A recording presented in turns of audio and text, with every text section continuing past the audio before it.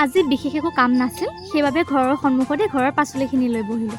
তাৰমানে আমাৰ বাৰীখনটো আপোনালোকক দেখাই থাকোঁ, শাক পাচলি আমি ঘৰতে কৰোঁ আৰু যিমানখিনি পাৰোঁ খোৱা হয় আৰু গাঁৱৰ মানুহবোৰেও নিয়ে আৰু দোকানত তেনেকৈ দিয়া হয়। আৰু আজি মামাই ক'লে কি দোকানত নিবলৈ এলাহ লাগিছে, মানে হ'লচেল দোকান এখন তাতে দি দিওঁ। তাৰপিছত মই ক'লোঁ দিয়া আজি আমাৰ দোকানৰ সন্মুখতে দি দিয়া, যিহেতু আমাৰ কাপোৰ দোকানখনো আছে আপোনালোকে জানে, তাৰ সন্মুখতে লৈ মই বহিলোঁ। আগে পিছেও এনেকৈ বহোঁ, আপোনালোকে আগতেও ভিডিঅ' পাইছে আৰু খুব সঁহাৰি পালোঁ মানুহৰ, বহুত বেছি ভাল লাগিল। এনেকৈ দাদাহঁত আহিলে গাড়ী ৰখাই বস্তু নিলে। মই বোলো সকলোৰে লগত ভিডিঅ' কৰিব ভাল নালাগে ন, কাৰণ সকলোৱে ভাল নাপায় ভিডিঅ' বনাবলৈ, আৰু তেওঁলোকৰ পাৰ্মিশ্যন ল'লোঁ, তেওঁলোকেও বহুত ভাল পালে, সঁহাৰি জনালে মোক, ভিডিঅ'ত ওলালে ধুনীয়াকৈ গোটেইকেইজনে বহুত কিবাকিবি বস্তু ল'লে। দাদাকেইজনক ভিডিঅ'টোৰ যোগেদি বহুত বহুত ধন্যবাদ, তেওঁলোকেতো ভিডিঅ'টো চাবই গম পাইছোঁ। আৰু বহুত মানুহে নিলে, যিমানখিনি বস্তু দেখিছে সেইখিনি একেবাৰে শেষ হৈ গ'ল, যিহেতু গাঁৱৰ মানুহবোৰো নিলে আৰু বেলেগ মানুহ গাড়ী ৰখাই নিলে। যিহেতু আমাৰ এই ৰাস্তাটোদি বহুত মানে মানুহ অহা যোৱা কৰি থাকে, মেইন ৰাস্তাৰ নিচিনাই হৈ যায়গৈ আৰু বহুত মানুহ অহা যোৱা কৰে।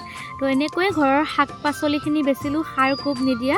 আপোনালোকক যদি কেতিয়াবা লাগে এনেকৈ দেখা পায় লৈ যাব দেই, কাৰণ সাৰ দিয়া বস্তু খালে মানুহৰ কিমান বেমাৰ হয় সেইটোতো আপোনালোকে জানেই ন। ভিডিঅ' চাই থকা সকলোকে মই অনুৰোধ কৰোঁ, কোনো কামতে লাজ কৰিব নালাগে, কামৰ সৰু বৰ নাই। আৰু আজি আবেলিতো মই বহুত ধুনীয়াকৈ এনজয় কৰিলোঁ।